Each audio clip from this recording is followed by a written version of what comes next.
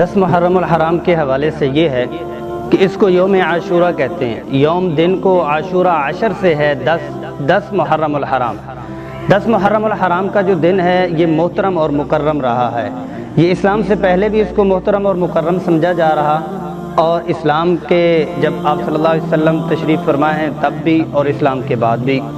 اور پھر یہ ہے کہ اس 10 محرم الحرام کو حضرت حسین رضی اللہ عنہ کی شہادت، آل رسول صلی اللہ علیہ وسلم کو اتنی بے دردی کے ساتھ شہید کیا گیا کہ یہ واقعہ انسانی تاریخ کا دردناک واقعہ ہے۔ یہ واقعہ انسانیت کی جو تاریخ ہے اس کا سب سے زیادہ دلسوز واقعہ ہے کہ آل رسول صلی اللہ علیہ وسلم کے ساتھ یوں کیا گیا، دھوکہ دیا گیا۔ اس کی تفصیل ہے جو انشاءاللہ تفصیل کے ساتھ مغرب کے بعد ہم بیان کریں گے۔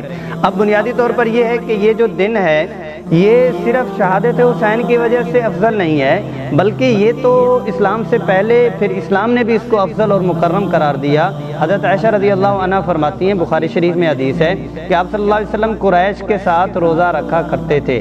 جب آپ صلی اللہ علیہ وسلم مدینہ المنورہ تشریف فرما ہوئے، ہجرت کر کے آئے، تو تب آپ صلی اللہ علیہ وسلم نے قریش کے ساتھ جو روزہ 10 محرم الحرام کا رکھتے تھے، مدینہ المنورہ میں نے اپنے اصحاب کو بھی حکم دیا کہ آپ بھی روزہ رکھا کریں۔ یہ مسلم شریف میں یہ حدیث ہے۔ آپ صلی اللہ علیہ وسلم نے پوچھا کہ یہ یہودی لوگ کیوں روزہ رکھتے ہیں؟ یہ اس لیے رکھتے ہیں کہ فرعون سے نجات ملی تھی بنی اسرائیل کو، تو تب یہ اس لیے یہ روزہ رکھتے ہیں۔ تو آپ صلی اللہ علیہ وسلم نے خود روزہ رکھا اور اصحاب کو بھی اس کی تلقین فرمائی۔ اور ساتھ میں حضرت ابن عباس رضی اللہ عنہ فرماتے ہیں کہ آپ صلی اللہ علیہ وسلم نے اس چیز کی اندر سے کان یتحرا کا لفظ آتے ہیں کہ جستجو فرمائی۔ آپ صلی اللہ علیہ وسلم نے فرمایا کہ ہم مخالفت کریں گے یہودیوں اور ان کے غیر مسلمین کی، اہل کتاب کی، اس بنیاد پر کہ ہم 10 کے ساتھ ایک اور روزہ بھی رکھیں گے، 9 کا روزہ۔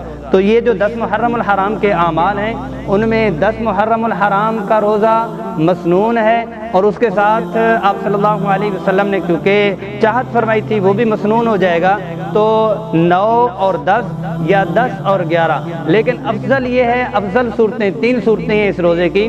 ایک یہ ہے کہ 9 اور 10 کا رکھا جائے، یہ سب سے افضل ہے، فقہا نے لکھا ہے۔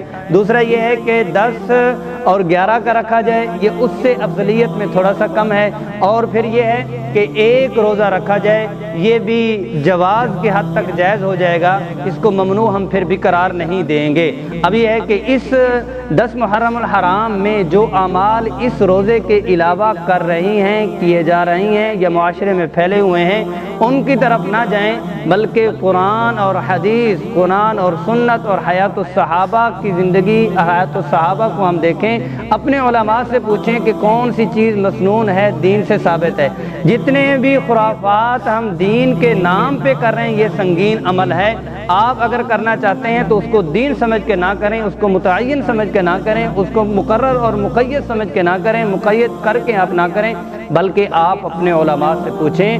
جو علماء قرآن اور سنت کو جانتے ہوں وہ آپ کو قرآن اور سنت کی روشنی میں بتلا دیں، تو پھر آپ اس کے اوپر عمل کریں، تو تب یہ چیز بابرکت ہو جائے گی۔